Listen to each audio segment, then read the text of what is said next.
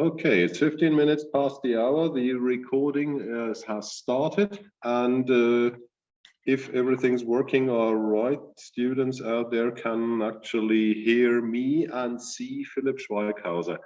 And after my introduction, you will also hear Philipp Schweighauser, obviously. And you hear a lot more stuff because the topic today is Earshaking Thunder, Acoustic Violence in Stephen Crane's Maggie and the Red March of Courage.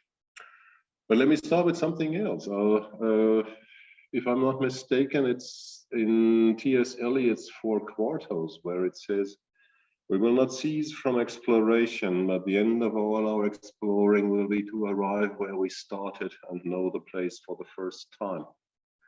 And that's one feature that Philipp and I actually share, because like myself, he studied at the university to which he eventually returned as a full professor. And that, I can tell you, and he's nodding already, gives you a kind of weird double perspective, because you remember your days as a student and you remember how you were taught. And then you make certain decisions about how you would like to teach students, and that is as you were probably not taught when you were there. And this is also possibly the background to the fact that Philipp Schweighauser is one of the colleagues here in the UCOR system who's actually received a teaching award. And there was a time when the teaching award was sort of a sign of damnation in traditional philologies, because you were supposed to be incomprehensible, you were supposed to be inapproachable, you were supposed to be some sort of closeted genius, and that was basically it. Fortunately, those days are past, and Philipp is both a highly respected colleague for his research and his writing, as well as for his teaching, and he's one of the stalwarts of our UCOR cooperation with Toulouse, Strasbourg, and Basel. I've mentioned this before. The upcoming trinational PhD and Master's Conference at the beginning of April this year will take place in Basel, and students who would like to participate either as speakers or just as members of the audience should get in touch with me, and then we can talk about that.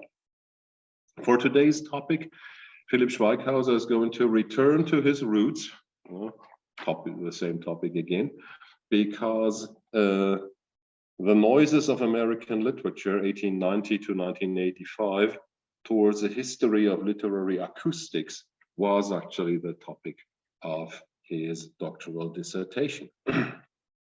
And so some of these things will show up again today.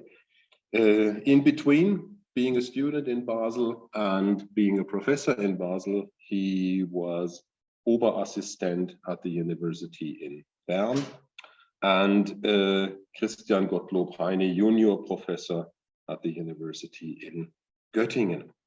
And in between, he was also a guest professor in Harvard, Boston, and University of California, Irvine.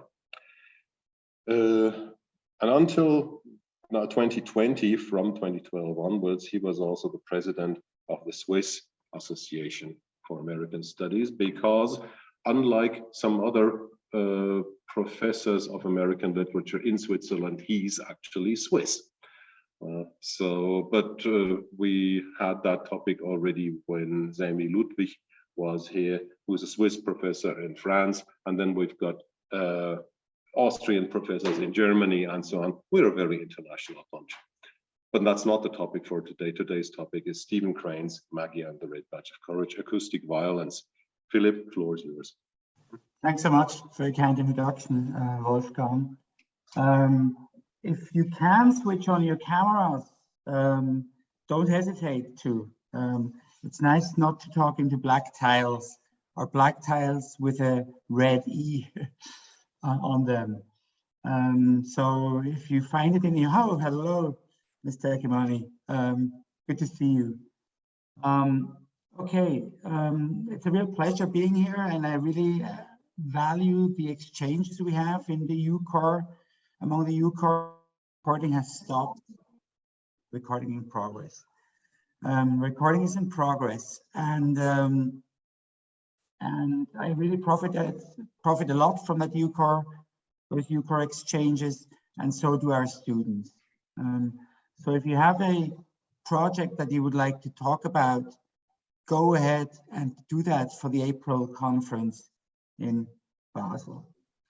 Now, on returning to New York in 1905, after almost 40 years of absence, Henry Adams describes the visual and acoustic panorama he encounters in these terms. The outline of the city became frantic in its effort to explain something that defied meaning. Power seemed to have outgrown its servitude and to have asserted its freedom. The cylinder had exploded and thrown great masses of stone and steam against the sky. The city had the air and movement of hysteria, and the citizens were crying in every accent of anger and alarm that the new forces must at any cost be brought under control. Prosperity never before imagined, power never yet wielded by man, speed never reached by anything but a meteor, had made the world irritable, nervous, querulous, unreasonable, and afraid. Everyone saw it, and every municipal election shrieked chaos. A traveler in the highways of history looked out of the club window on the turmoil of Fifth Avenue and felt himself in Rome under Diocletian, witnessing the anarchy, conscious of the compulsion, eager for the solution, but unable to conceive whence the next impulse was to come or how it was to act. The 2,000-year failure of Christianity roared upward from Broadway, and no Constantine the Great was in sight. Adams's The Education of Henry Adams documents an intellectual's heroic, if failed, effort to bring the forces of modernization under cognitive control, to tame the noises of modernity through an act of the intellectual imagination. Adams's dynamic theory of history, expounded at length in the second half of The Education and in his letters to American teachers of history, imports the second law of thermodynamics into historiography to account for what he perceives as a world historical process of entropic degradation, irreversible descent into disorder and chaos. The purpose of Adams's borrowing from the natural sciences is not to deny multiplicity, but to master it by bringing it into the framework of a unified and unifying scientific doctrine. It is in the context of this scientific framework that the physical noises of modernity are figuratively aligned with the disorder and chaos of modernity. Every day, nature violently revolted, causing so-called accidents with enormous destruction of property and life, while plainly laughing at man who helplessly groaned and shrieked and shuddered, but never for a single instant could stop. The railways alone approached the carnage of war. Automobiles and firearms ravaged society until an earthquake became almost a nervous relaxation. And later on we read, law should be evolution from lower to higher, aggregation of the atom in the mass, concentration of multiplicity in unity, compulsion of anarchy in order. And he would force himself to follow wherever it led, though he should sacrifice 5,000 millions more in money and 1 million more lives.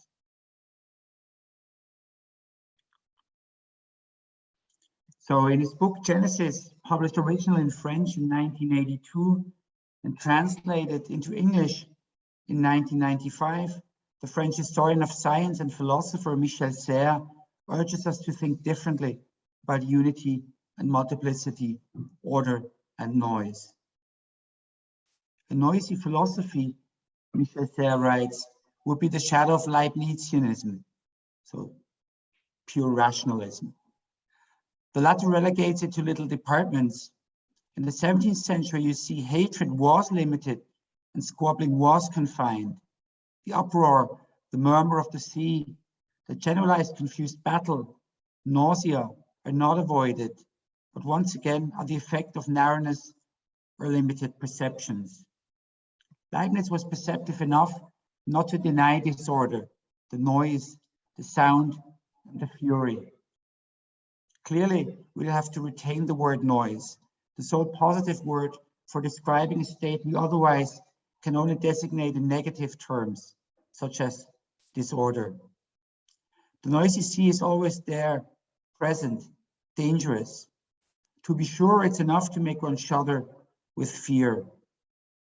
Leibniz lumps everything into the differential and under the numberless thickness of successive orders of integration. The mechanism is admirable. No one ever went so far in rational mastery, down into the innermost little recesses of the smallest departments. The straight line of reason that must turn its back on this chaos is the ascent into those scalar orders. That way lies before us. It is infinite. The perfect flat projection remains inaccessible. It is divine. It is invisible. What noise does the classical age repress? To what clamor does it close its ears in order to invent our rationalism?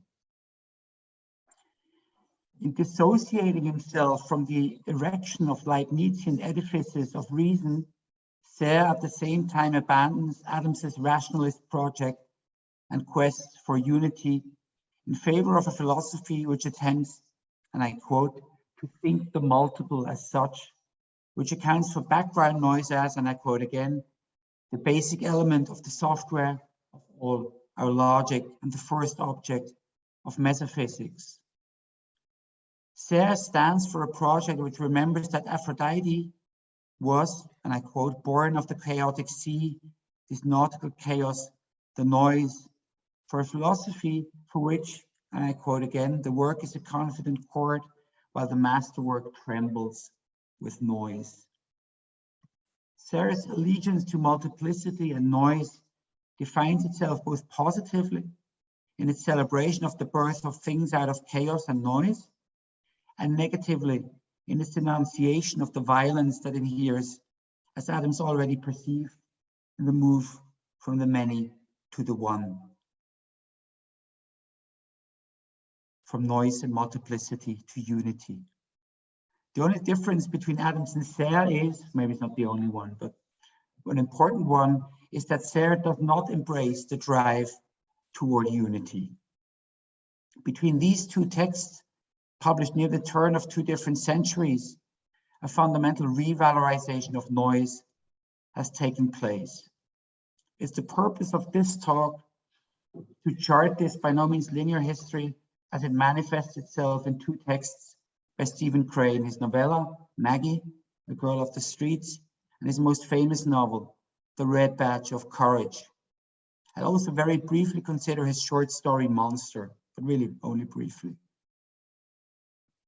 Literature, I will argue, is not solely a privileged site for the inscription of religious, philosophical, theoretical, and scientific reflections on noise, but is itself a discourse that shapes and challenges our understanding of noise. The remainder of this introduction to my talk provides a setting for thinking about the specificity of this literary discourse on noise by outlining a number of key moments in the history of thought on noise outside the literary field. Near the beginning of such a history, however, we already encounter a text that calls into question any strict distinction between the literary and the non-literary, a text that sits on the fence between religious treatise and literary work. In the Epic of Gilgamesh, written in the 3rd millennium before the Common Era, noise is an offense punishable by the gods.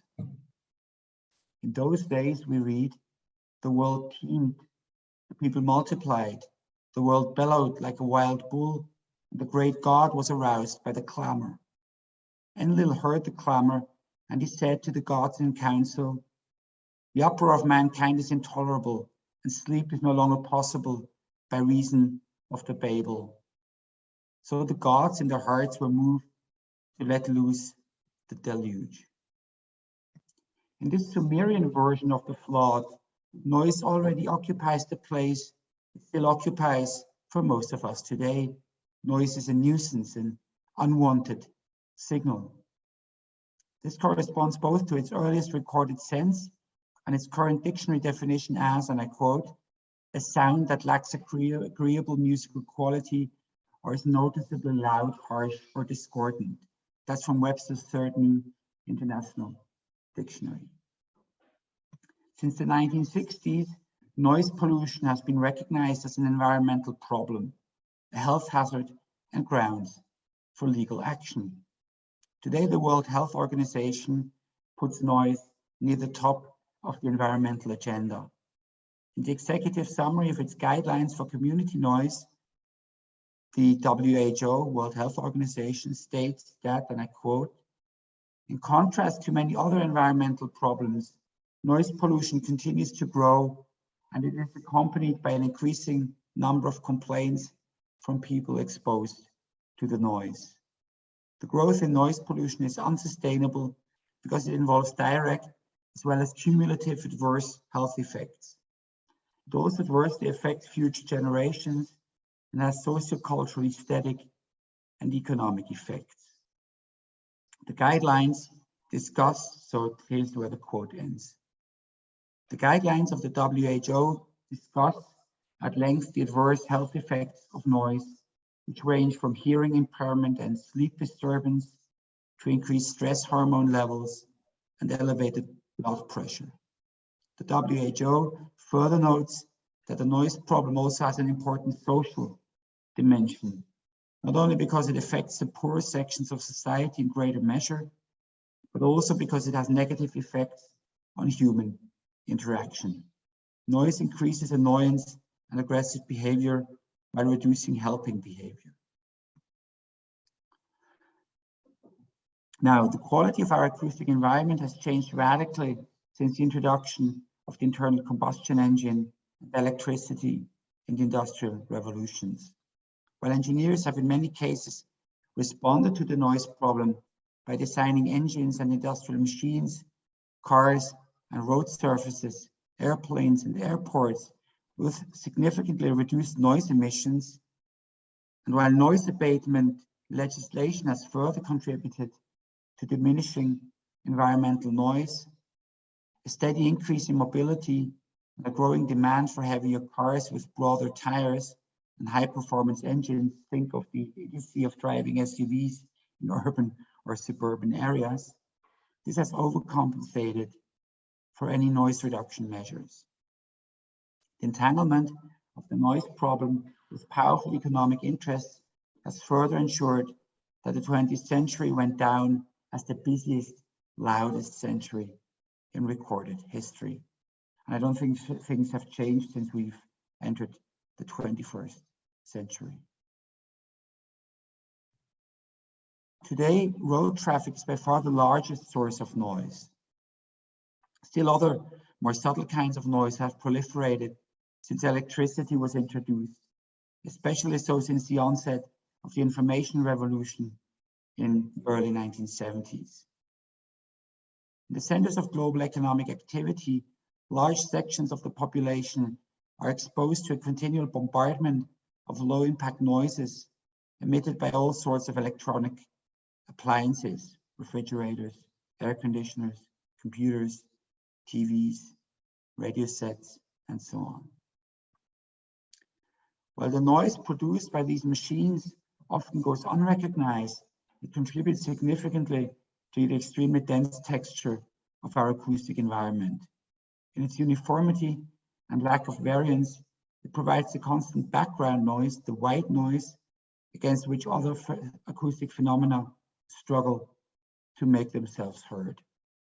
Because its energy is distributed over a large section of the audible range, such broadband noise has the effect of masking potentially more meaningful sounds.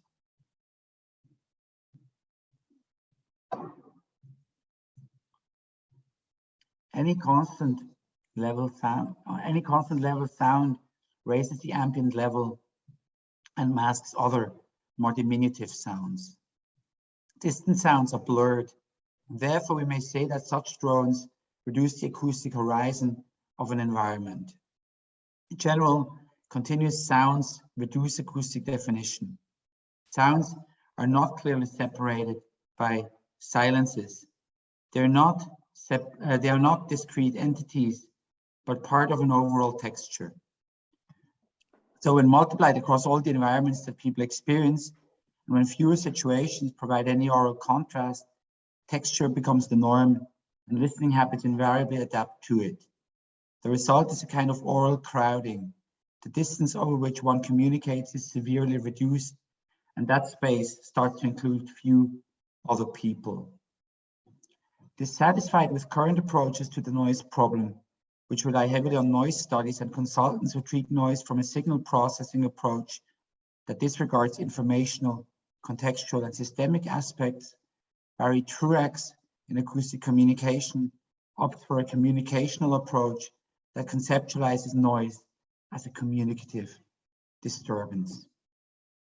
We have characterized sound as having a mediating effect on, and therefore as creating relationships between the individual and the environment. Noise seems to be the source of a negative mediation of such relationships, an alienating force that loosens the contact the listener has with the environment, and an irritant that works against effective communication.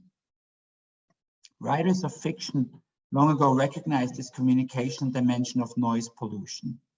In Rebecca Harding Davis's naturalist short story, Life in the Iron Mills, deafening noises still seem largely confined to sites of industrial production. There we read in Davis's Life in the Iron Mills, the workmen were growing more noisy, shouting as they had to do to be heard over the deep clamor of the mills. In John Dos Passos' modernist Manhattan Transfer, noise has seeped into the streets of New York, forcing characters to retreat into silent insides to make themselves heard. An elevated train shattered the barred sunlight overhead. You could see Ruth's mouth forming words. "Look," he shouted above the diminishing clatter. "Let's go have brunch at the campus and then go for a walk on the Palisades." Then there's Mrs. Sunderland. Oh yes, he got a glimpse of her going into the bathroom, an old lady in a wadded dressing gown with a pink boudoir cap on. "Jimmy, you shock me. She keeps losing her false teeth," began Ruth. An L train drowned out the rest. The restaurant door closing behind them choked off the roar of wheels on trains. Dos Passos' and Rebecca Harding Davis's depictions of urban and industrial acoustic environments belong to a tradition of technology critique that can be traced back to writings on technology by Karl Marx, Jacques Ellul, Louis Mumford, and Martin Heidegger, and which surfaces in the literary works of, among others, Henry David Thoreau, Stephen Crane, Sarah Orne Jewett, Henry Adams, Sinclair Lewis, John Steinbeck, and Don DeLillo. It's tradition that reaches an early apex in Crane's depiction of the noise of war in The Red Badge of Courage. In Crane's grim vision, noise is not only an impediment to human communication, it's a form of sonic violence. Moreover, in Crane, the noises of industrialization, war, social discontent, or the problems involved in the representation of noise itself may thwart all attempts at containment and infiltrate the formal organization of narratives in ways that anticipate modernist concerns. Upon entering the underclass hell of Crane's naturalist novella Maggie, the reader encounters a radically different acoustic panorama than the one laid out in realist texts such as William Dean Howell's The Hazard of New Fortunes, or Henry James's The Portrait of a Lady. As we move from Howell's and James realists to the naturalist Crane, the hushed quietude of the middle classes gives way to a brutalistic proletarian soundscape. Maggie already begins with an uproar. As little Jimmy throws stones at the Devil's Road children and defies an ally's warning words with a valiant roar, the infuriated crowd ejects howls of renewed wrath and curses in shrill chorus. The clamor continues with the little boy swearing in barbaric treble until a stone hits Jimmy's mouth, which causes his roaring curses to change to a blasphemous chatter. As Jimmy is silenced, the crowd rejoices. The yells of the whirling mob of Devil's Road children, they were notes of joy, like songs of triumphant savagery. The crowd falls upon defeated Jimmy, who is now reduced to the shrieking and tearful child from Rum Alley. As the reader enters the world of Crane's Maggie, she enters an oppressively dense web of screaming, cursing, groaning, and wailing. Jimmy is finally dragged home by his father, where a mad, drunken mother screams at and abuses the rest of the family. Home grants reprieve from neither the violence nor the noise. As Jimmy flees from his mother's rage to an elderly neighbor, they can still hear its force through the thin walls of the tenement building and intermingle with the other noises of the night, weighing down on Maggie and the infant Tommy. Jimmy and the old woman listen along in the hall. Above the muffled roar of conversation, the dismal wailings of babies at night, the thumping of feet in unseen corridors and rooms, mingled with the sound of varied hoarse shoutings in the street and the rattling of wheels over cobbles, they heard the screams of the child and the roars of the mother die away, the feeble moaning, the subdued muttering. Much of the oppressiveness of Maggie's mother's weeping and yelling derives from its constant presence. In R. Murray Schafer's terms, Schafer is one of the originators of what used to be called soundscape studies and is now called sound studies. So in Murray Schafer's terms, Mary Johnson's fierce noises do not only possess the quality of discrete, isolated sound signals, but have become keynote sounds of Maggie's existence. Schafer defines keynote sounds as sounds which are heard by a particular society continuously or frequently enough to form a background against which other sounds are perceived. Sound that might be the sound of the sea for a maritime community, or the sound of the internal combustion engine or hums in the modern city. Often keynote sounds are not consciously perceived, but they act as conditioning agents in the perception of other sound signals. As such, keynote sounds help to outline the character of humans living among them. Expanding Schafer's concept to cover the sounds an individual is exposed to, we may say that Maggie documents how violently discordant sounds become pathogenic once they acquire the permanence of keynote sounds. Maggie never escapes the noise. There's no silent sanctuary, no hiding place from it in the Bowery of Crane's New York. When she's not exposed to her mother's senseless rage, her constant raving, her cursing trebles, and maddened whirl of oaths, she, Maggie, works at the shirt factory where another whirl of noises and odors awaits her. The turmoil and tumble of downtown streets and the rattling avenues further contribute to an oppressively dense modern soundscape. In the New York slum of the Bowery, Maggie remains trapped in the acoustic hell of the poorest and noisiest parts of an American metropolis that finds itself at the forefront of industrialization. Maggie exemplifies noise abatement expert Robert Hoffman's suggestion that, quote, noise is always a minority problem, unquote. While Crane's text focuses more on the noises of domestic violence than on those arising from the city streets or factory machines, it draws a compelling panorama of the industrial city as the ultimate lo-fi soundscape, as opposed to a hi-fi soundscape. And the lo-fi soundscape is an acoustic environment that not only alienates and isolates people from each other, but also forces them to raise their voice so as to be heard above the clatter of the streets and the factory drone. Crane's narrator continues to expose the ludicrousness of not only Maggie's boundless admiration for the obtuse Pete, her lover, but also her dim thoughts about, quote, faraway lands, whereas God says the little hills sing together in the morning, unquote. This little hills singing in the morning is nowhere to be had in the proletarian soundscape of Crane's Bowery in Maggie, a girl of the street. The places Maggie actually does escape to, together with her lover Pete, the entertainment halls, are among the loudest spaces in Crane's acoustic world. Maggie's initial acoustic impressions of their first visit to one of these halls are pleasant enough. Maggie registers nothing but a low rumble of conversation and a subdued clinking of glasses, and correspondingly feels transported into a world of high-class customs. Her blatant misapprehension of the situation is not perturbed when quote, half-tipsy men near the stage join in the female singer's rollicking refrain, and glasses were pounded rhythmically upon the tables, unquote. The boisterous entertainment is a welcome diversion that helps her forget for a moment the misery of her existence.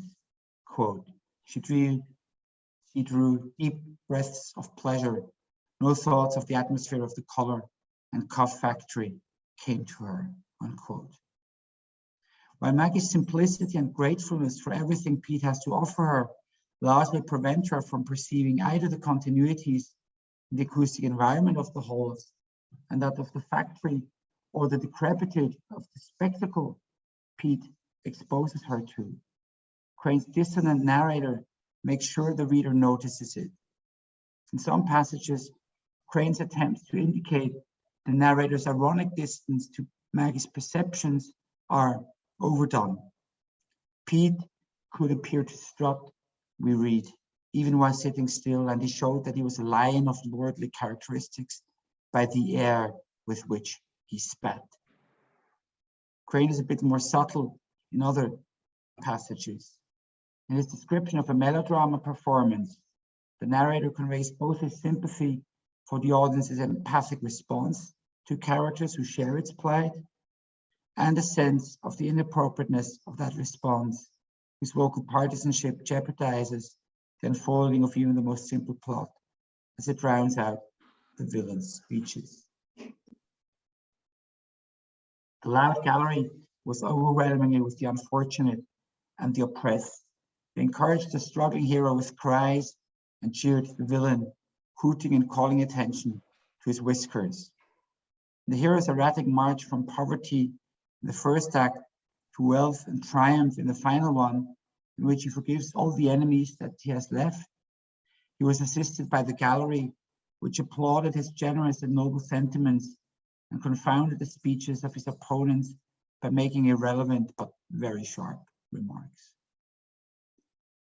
As the narrative progresses, Pete takes Maggie to increasingly louder and cheaper places. Crane conveys much of the rawness of the spectacle catered to the poor by the noises of the audience.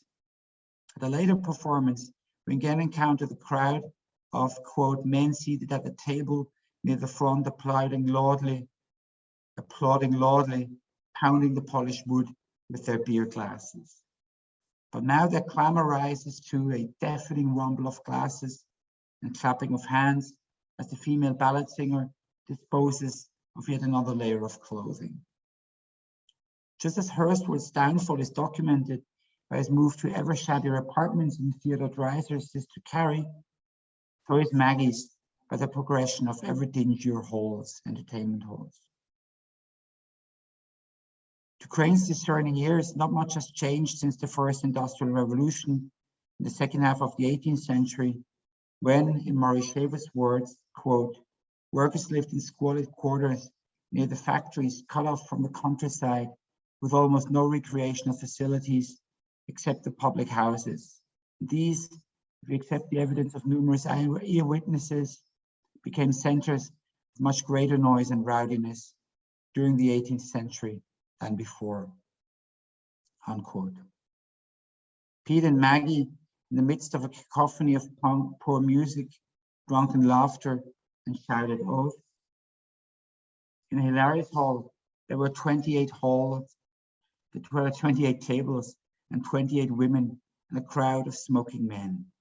Valiant noise was made on stage at the end of the hall by an orchestra composed of men who looked as if they had just happened in. Soiled waiters ran to and fro, swooping down like hawks on the unwary in the throng. Clattering along the aisle with trays covered with glasses. The usual smoke cloud was present, but so dense that heads and arms seemed entangled in it. The rumble of conversation was replaced by a roar. Plenteous oaths heaved through the air. The room rang with the shrill voices of women bubbling over with drink laughter. The chief element in the music was speed. The musicians played in intense fury. A woman was singing and smiling upon the stage, but no one took notice of her. The rate at which the piano, cornet, and violins were going seemed to impart wildness to the half-drunken crowd. Beer glasses were emptied at a gulp, and conversation became a rapid chatter. It is with these deafening noises in the background that Pete finally abandons Maggie for another girl, and leaves her to the miserable existence of a fallen woman, despised by all, rejected by her own family. And all of this takes place against the background of an increasingly oppressive proletarian soundscape in which the constant agonizing bawling and roaring of Maggie's badly mistreated and soon to be dead baby brother Tommy makes itself heard.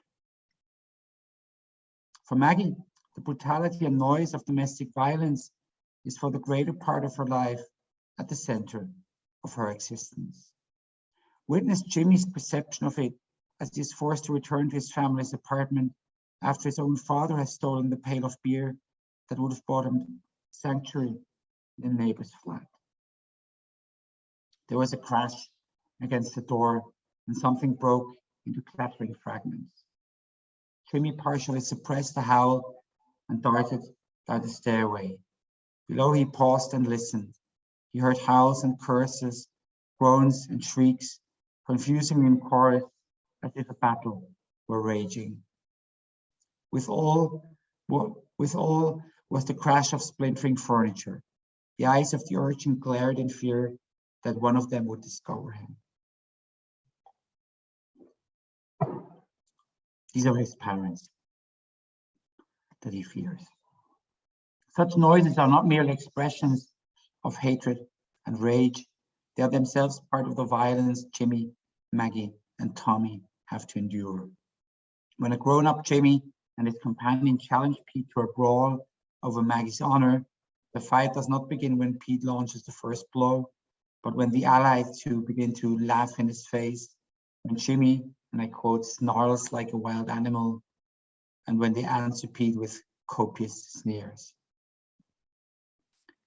The boundaries between provocation, intimidation, and violence get blurred as incompetence noises anticipate, contribute, and become part of the violence of the fight.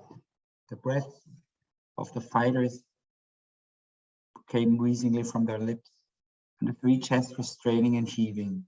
Pete at intervals gave vent to low labored hisses that sounded like a desire to kill. Jimmy's ally gibbered at times like a wounded maniac.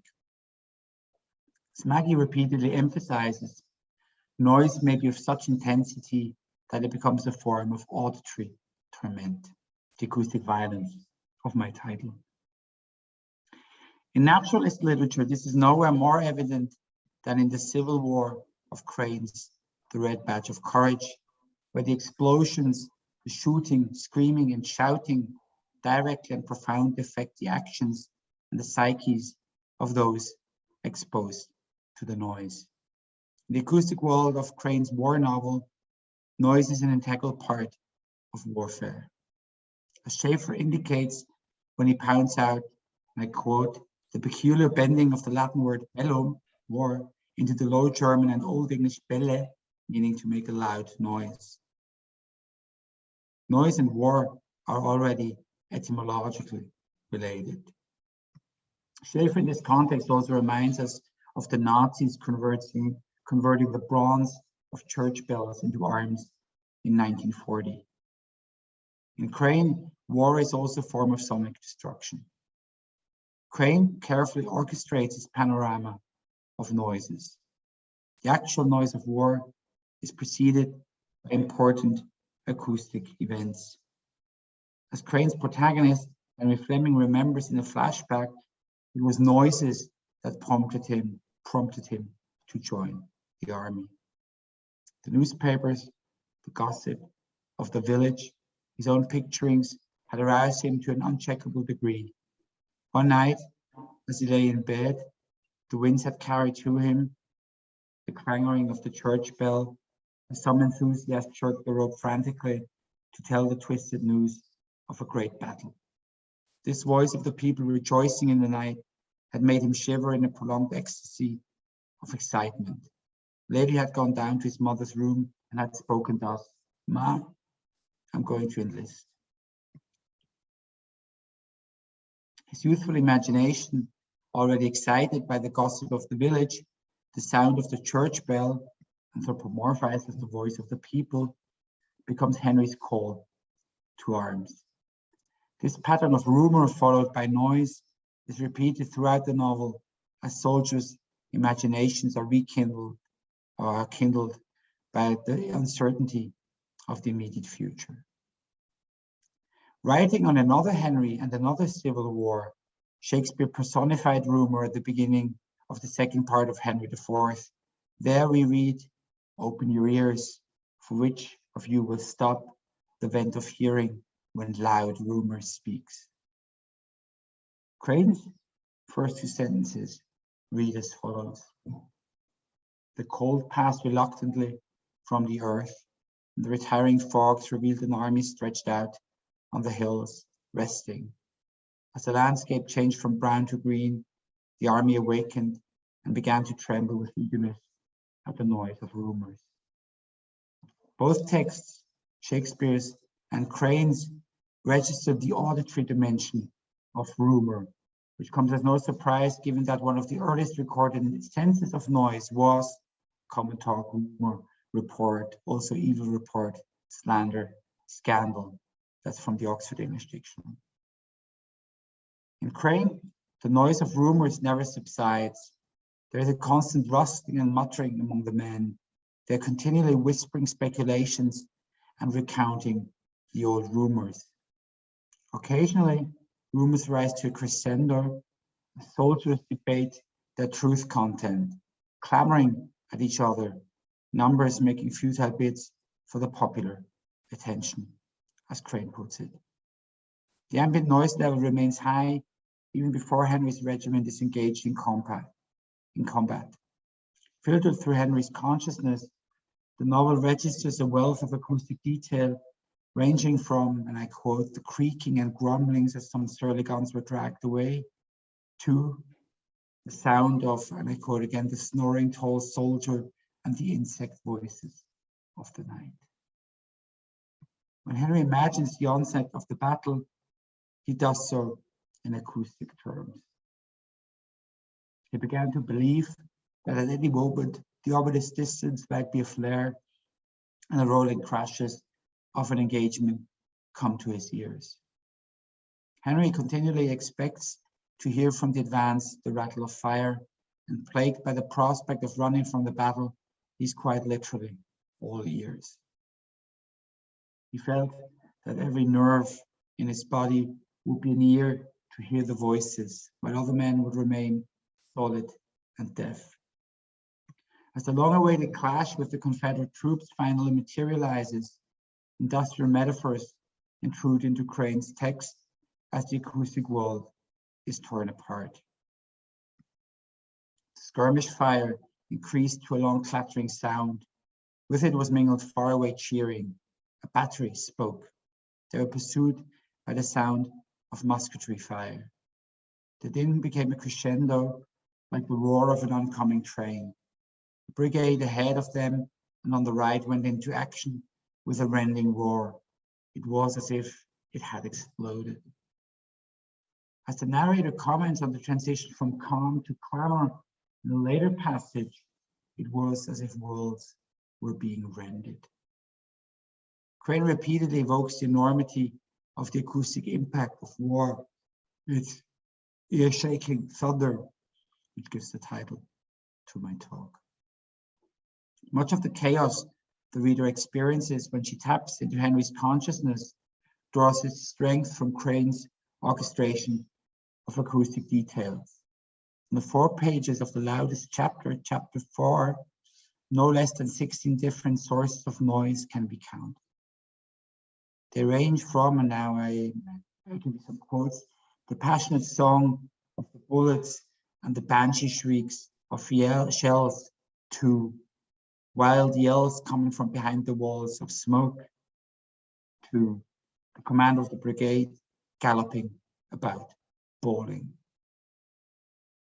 In a later passage, Crane describes the eruption of the battle's noises as drowning out all other sounds. Noise fills the universe as the carnage begins anew. Of a sudden, the guns on the slope roared out a message of warning. The spluttering sound had begun in the woods. It swelled with amazing speed to profound clamor that involved the earth in noises. The splitting crashes swept along the lines until an interminable roar was developed. To those in the midst of it, it became a din fitted to the universe. It was the whirring and thumping of gigantic machinery, complications among the smaller stars. Youth's ears were filled up. They were incapable of hearing more.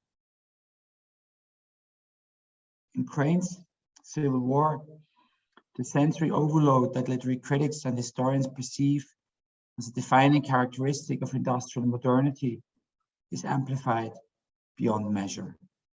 Here and elsewhere, the battle noise is depicted as interfering drastically with Henry's process of perception, as making him incapable of hearing more, as we read in the quote on the slide.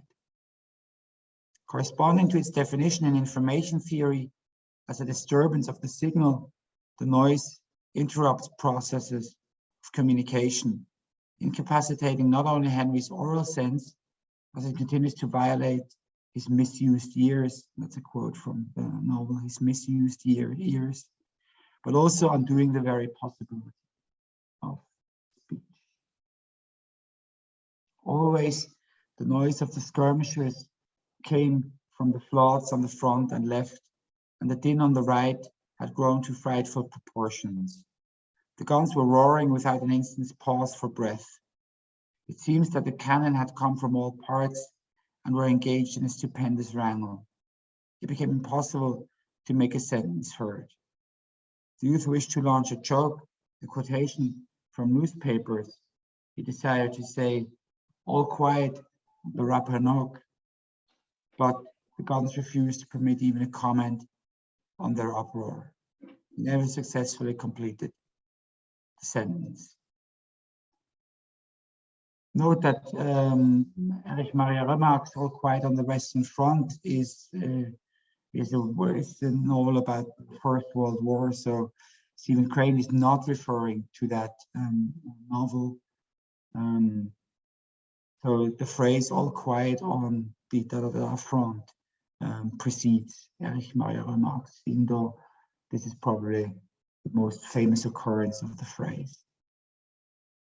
Henry's attempt to order his experiences by relating them to a cultural item of the civilization that is torn apart in front of his senses, fails miserably. There's a twofold irony involved in Henry's attempt. First, there is the ironical twist Henry himself recognizes in the incongruity between the news about the war and its actual experience, which is not only but also an incongruity between two senses of the word quiet.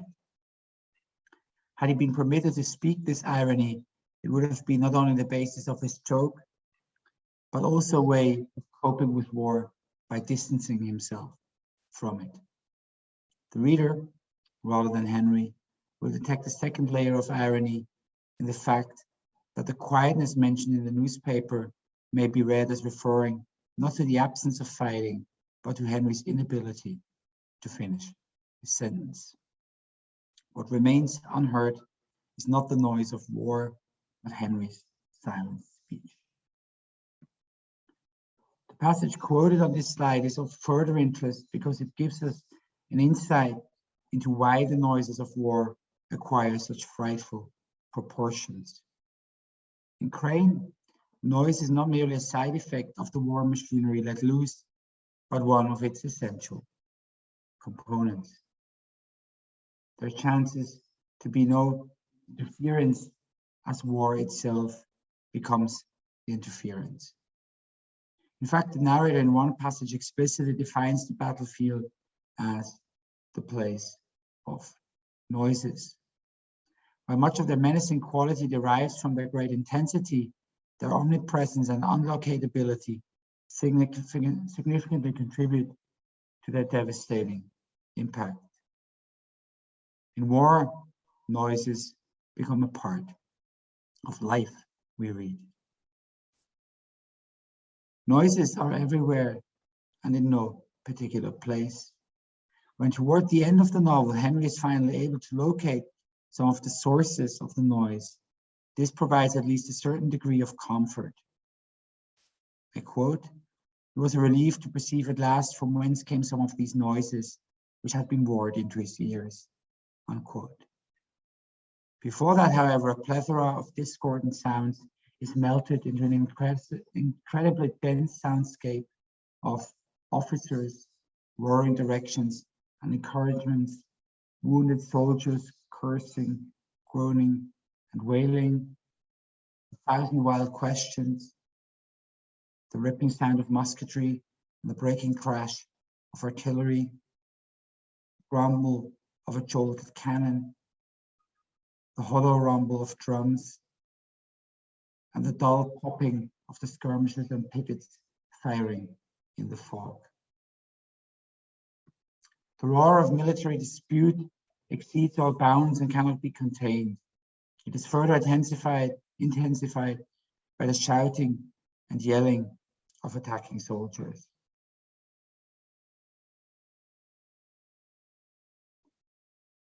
Here they come, here they come. Gun locks clicked. Across the smoke-infested fields came a brown swarm of running men who were giving shrill yells. They came on, stooping and swinging their rifles at all angles.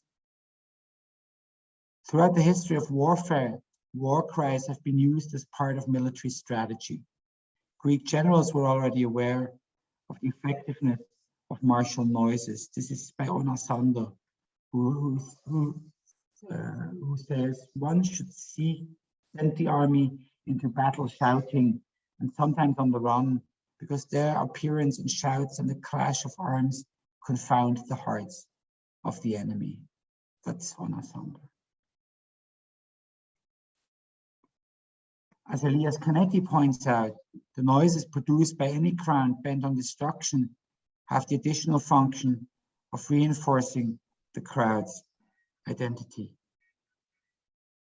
It is true that the noise of destruction adds to its satisfaction.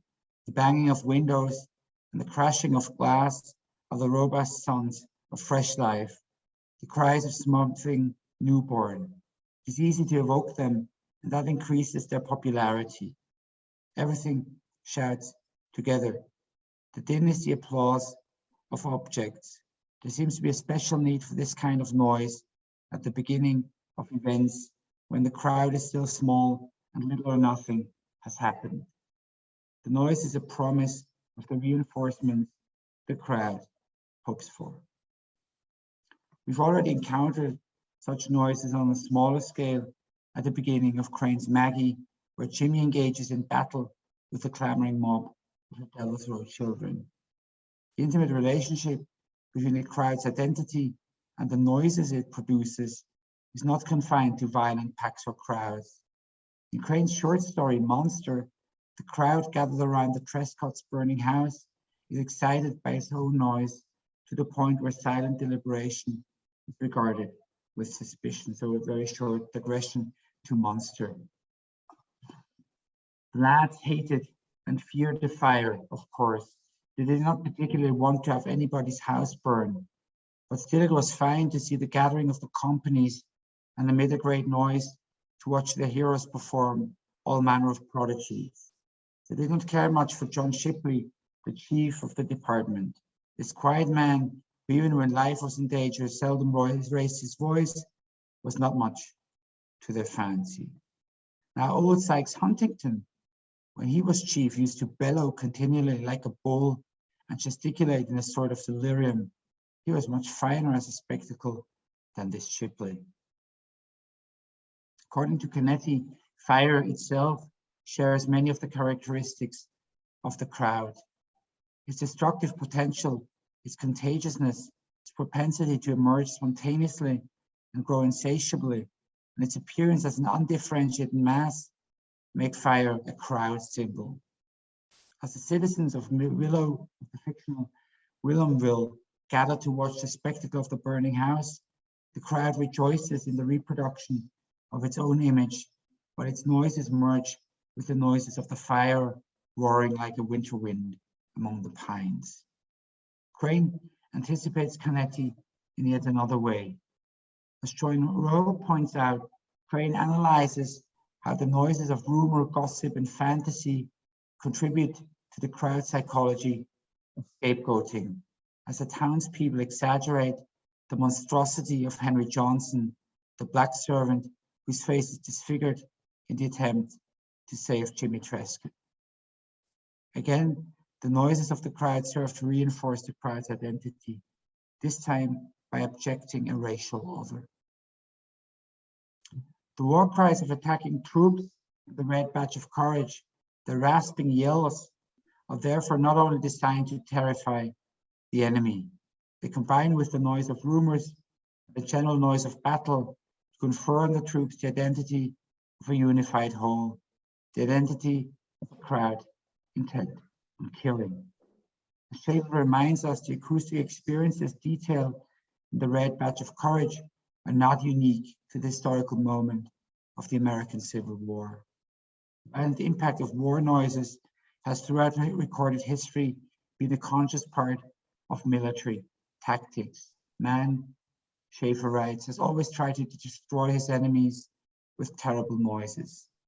We shall encounter deliberate attempts to reproduce the apocalyptic noise throughout the history of warfare, from the clashing of shields and the beating of drums in ancient times, right up to the Hiroshima, the Nagasaki or atom bombs of the Second World War. To complement Schafer's account, we might point out two of the more striking instances of sonic destruction in the history of modern warfare. Scientists working for the German Wehrmacht during the Second World War prototyped a revolutionary sonic cannon which fired a shock wave strong enough to bring down a plane. Today, the US Department of Defense is testing acoustic rifles that can stun and even kill soldiers.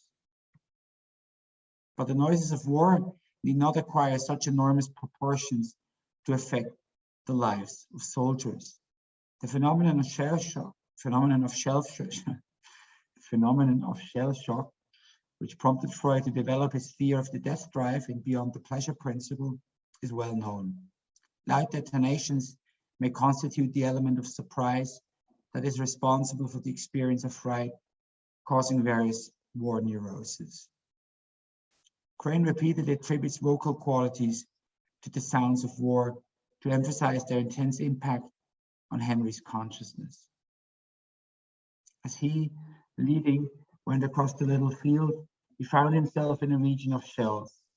They hurtled over his head with long, wild screams. As he listened, he imagined them to have rows of cruel teeth that grinned at him. Henry's overcharged ears and mind, the roar of battle gains truly monstrous proportions, and his experience of the totality of war noises testifies to their destructive force. The noises of the battle were like stones. He believed himself liable to be crushed. Rare are the moments when he finds himself detached enough from the war clamor to attribute it to the speech of a divine observer. At one point we read, the noise was as the voice of an eloquent being describing. More often though, the noise of the battlefield resembles the screams of a, quote, red animal, a, quote, blood-swollen god, unquote, Mars unleashed.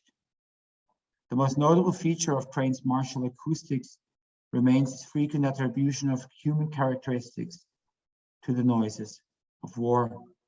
Anthropomorphization is one of the ways in which human beings try to tame the frightening otherness of the non-human world. Crane's literary use of the technique serves the purpose of reinforcing the menacing quality of the martial noises. As human speech is rendered impossible by the clamor of the war, it is superseded by the voices of the war machinery, by the courageous words of the artillery and the spiteful sentences of the musketry, by the voices of the cannon mingled in a long and interminable row, and the stentorian speeches of the artillery. As the war machine grows more eloquent, human speech degenerates into, quote, barbaric cries of rage and pain, unquote, growling, growling and swearing, grotesque exclamations, grunting, bawling, bellowing, gabbling, and howling. Filled with rage, fear, and hatred for the enemy, the soldiers' voices are reduced to infantile babbling and animal noises. Many of the men were making low-toned noises with their mouths, and these subdued cheers, snarls, imprecations, prayers made a wild, barbaric song that went as an undercurrent of sound, strange and chant-like with the resounding chords of the war march. The man at the youth's elbow was babbling. In it there was something soft and tender, like the monologue of a babe. In naturalist fashion, Henry himself is transformed into the equivalent of a fierce dog as one of his comrades attempts to quench his war ardor. The youth cried out savagely at this statement. He crouched behind a little tree with his eyes burning hatefully and his teeth set in a curl-like snarl. There could be seen spasmodic gulpings at his throat. With the voice of his protagonist reduced to an angry growl that seems to force even the narrator into a productive distance, there could be seen, we read. The noise of Crane's war becomes literally unspeakable, as Crane puts it. Crane's portrayal of the soldier's loss of language, alongside its resurgence in the angry voices of the tools of destruction, provides a compelling account of dehumanization in warfare. Henry's desire to learn more about himself, to accumulate information of himself, is thwarted as he's stripped of his human identity, while the noise of war drowns out all meaningful information. Donald Pease provides an alternative interpretation of Henry's displays of rage that complements my own. In Pease's reading, Henry's rage is also connected with his loss of identity, but it ensues less from the reduction of the human to the bestial than from the failure of Henry's acts of narrative self-fashioning. Pease begins his argument by noting the striking absence of the questions of slavery and the Southern secession from Crane's text. In his search for the narratives that take the place, the stable frame of historical reference the text lacks, Pease identifies two conflicting visions in the novels. On the one hand, there are narrative strategies informed by fictional war narratives, all of them descendants of the Homeric battles Henry measures his own experience against, and though that seek to confer meaning on the war as well as on Henry's acts of self-fashioning. On the other hand, there is a forceful voice that speaks only of chance events, of incidents, and the chaotic fragments of experience. This voice subverts all attempts at sense-making through narrative representation. Consequently, Pease argues, Henry Fleming must feel alienated in turn both by those incidents that portend their inaccessibility to significance, but also by the very narratives intent to impose significance upon them. Out of this dilemma arises a pressing need for Henry to take, as Pease has it, possession of the war in personal terms. Involved in incidents unable to be retrieved in human terms, Henry must invent a history for himself that would at least guarantee the continuity of his identity. Yet this crucial endeavor is beset with difficulties. Henry's first attempt at self-fashioning involves a fantasy of self-aggrandizement that perversely relies on Henry's conviction that his fear of the battle testifies to a superior insight on his part, which sets him apart from and above the other soldiers. In Crane's words, the generals were stupid. The enemy would presently swallow the whole command. The generals were idiots to send them marching into a regular pen. There was but one pair of eyes in the corpse, Henry's own. This first attempt flounders when many soldiers run from the second fight, thus making it plain to Henry that fear is too general a feeling among the soldiers of his regiment to help constitute his own identity as apart from that of the others. Fear gives way to shame as Henry deserts his regiment. In his second attempt at self-fashioning, full stop. In his second attempt at self-fashioning, Henry tries to counteract his feelings of shame by rationalizing his running away as the way of nature. He is delighted and relieved to see a squirrel escaping with chattering fear as he throws a pine cone at it. There was the law, he said. Nature had given him a sign. The squirrel, immediately upon recognizing danger, had taken to his legs without ado.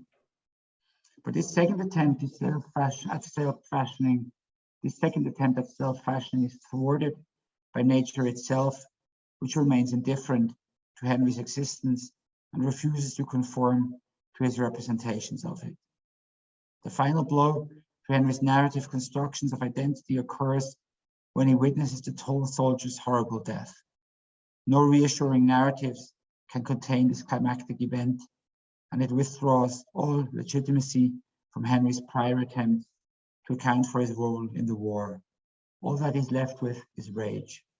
The youth turned sudden livid rage toward the battlefield. He shook his fist. As Pease argues convincingly, this rage, which finds its outlet in Henry's excessive brutality in the next battle, is a rage born from a loss of the self, from the final breakdown of all strategies of self-fashioning. Henry, Pease writes, formally identified himself with all the representations gleaned from his battle narratives. Once he loses those representations, Henry fights with all the reckless abandon of one who has already been lost in battle. Henry replaces identity with the force of its abandonment. As he does so, Henry turns into a war devil, as we read in Crane's novel, with nothing left to do but, quote, pulling his trigger with a fierce grunt, unquote. The emergence of Henry's rage alongside the failure of his constructions of identity is manifested most clearly in the breakdown between the human and the non-human world that I discussed earlier.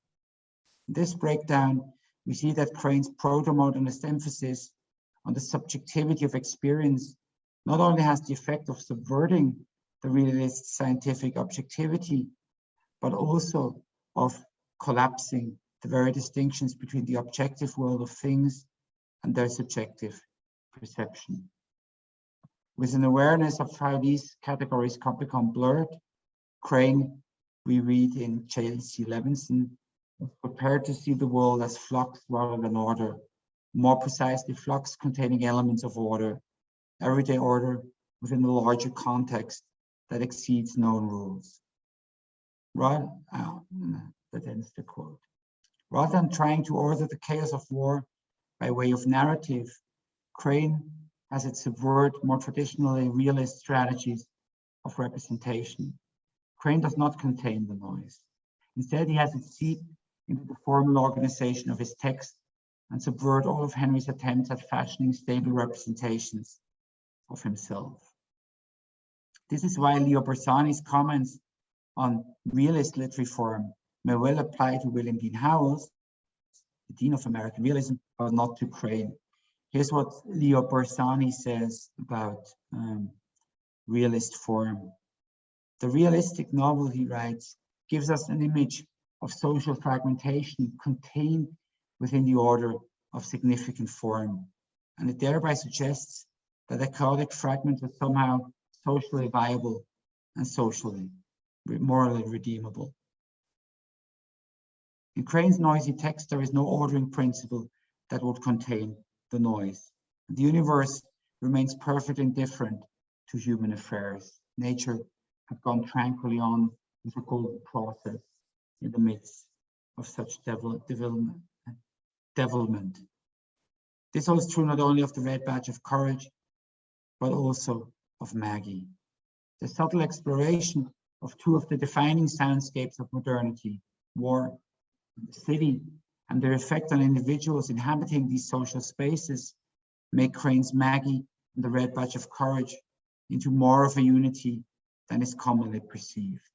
Now, I do not agree with Maurice Schafer's grim assessment that the noises of war and the ferocious acoustical environment produced by modern civilian life derive from the same eschatological urge, or even that, and I'm quoting Schafer again, as the machines whirl in the hearts of our cities day and night, the significant battleground of the modern world has become the neighborhood blitzkrieg. That seems overdone, I think. But we do not have to look far to perceive relationships between the urban industrial soundscape and the violent fracas of war. The Red Badge of Courage, Crane himself uses industrial metaphors to describe the noise of war. We've already encountered this comparison of the rising clamor of battle with the roar of an oncoming train, and later with the whirring and thumping of gigantic machinery. Another invention of the first of the industrial revolutions is evoked at the beginning of chapter 11, where the furnace roar of the battle growing louder intrudes on Henry's consciousness. His exhaustion is likewise cast in the vocabulary of the factory. He was grimy and dripping like a laborer in a foundry. Crane's text registered links between industry and war 2 decades before war became fully mechanized, and 68 years before the term military-industrial complex was coined by President Eisenhower. Crane died before the age of 30, but the years that lie between the end of the Civil War and the publication of the Red Badge of Courage provided him with enough evidence to make those connections. The postbellum world Crane was born into experienced a rapid increase in industrial production that will turn the United States into the world's largest economic power and chief imperialist actor by the turn of the century. These changes occurred on such a large scale and with such rapidity that, looking back, Henry James, with which I began today's lecture, that Henry James remembers how he encountered America as a wholly different nation upon returning from England in 1868. His world, we read, was dead. The Civil War, in important ways, prepared the ground for the accelerated industrial expansion that was to follow it. As historian Philipp Jenkins points out, the Civil War's devastation of southern plantations meant that the United States could now protect its industry by erecting high tariff barriers, which would have imperiled the exportation of the southern cotton production while it was still thriving. Moreover, wartime production and military contracting allowed businessmen to accumulate large amounts of capital that could be invested in civilian industrial production after the war. Finally, there now existed a national market for commodities produced in ever larger quantities.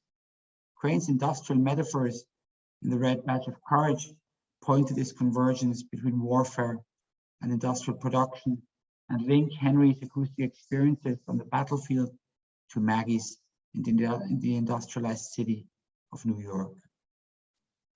Crane's representation of the martial soundscape therefore constitutes naturalism's grimmest assessment of the acoustic world of modernity, whose violent impact on the lower strata of society was already documented in his own Maggie, as well as Rebecca Harding Davis's life in the iron mills. Writers of Frank Norris's temperament would continue Crane's critique of the acoustics of modernity, while others, including William Dean Howells, would largely, but not completely, abandon that project. In his depiction of the unspeakable horrors of war, Stephen Crane achieves what the English writer Robert Graves considers an impossibility. When asked in an interview whether he wanted to tell his friends at home about his experiences in the First World War, Graves replied, "You can't communicate noise." In The Red Badge of Courage, Crane seeks to communicate precisely the noise of war, both in its literal and its figural sense. Crane's text represents that noise without neutralizing its destructive force and inaccessibility to sense-making through an act of narrative integration. Crane's choice exposes readers to chaotic fragments of subjective experience rather than a coherent plot structure constitutes a refusal to turn the indescribable noise and violence of war into a readily appropriable object of knowledge. And in this, he gives us a decidedly noisy text about noise. And thus, what we get with The Red Badge of Courage, we get what many a literary critic has encountered, a naturalist text that in its intense subjectivity, its fragmentations, its textual dislocations, and its noisiness looks forward to the literary period that follows naturalism, modernism, the period that would fully embrace the noisiness of its form. And I've seen Wolfgang Hochburg come back, and I'm at the end. So fine timing, I think. Thanks for your attention.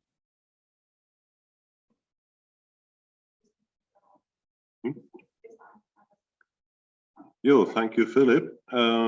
And interesting that you should end on Robert Graves, and particularly on this, you can't communicate noise, because one of the most impressive recordings in noise history, so to speak, I think is this thing that was broadcast again by the BBC on 11th November 2018, where you can hear the noise of war fall silent. Mm-hmm. It's a 2-3 minute recording on the battlefield done by whoever was there back then. And you can hear the artillery fire, you can hear the occasional chatter of a machine gun, and then at 11 o'clock, it all falls silent. And you hear a bird. I mean, as if they invited that, as if they brought that bird along to chirp there into this silence that happens right there and then. A very impressive reading of these texts. Thank you very much, Philipp. Also, the passage from The Monster that I had apparently missed out on when I read this text last, and which reminded me immediately of my own chief here in Denzlingen. Whenever he gets really sort of silent and his voice takes on a certain dreamy quality, that's when you can count on the situation getting really, really sort of dangerous, and it becomes something you should be concerned about. So there is that quality in leadership that has to do with silence in the face of the noise of the situation. No, no. Now, if there are any questions from the more general audience than just me, please write into the chat.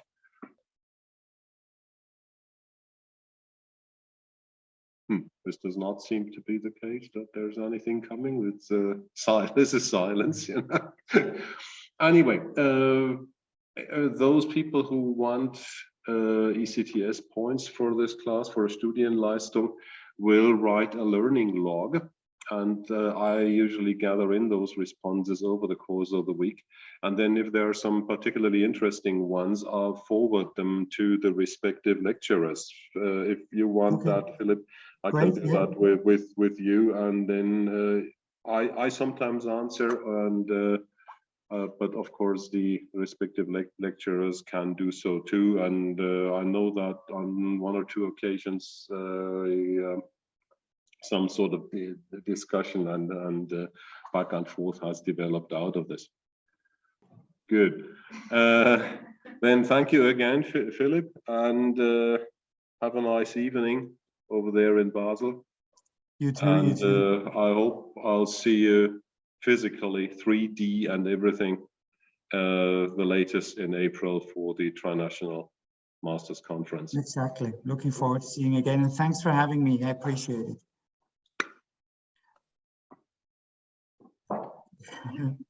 Bye, everybody.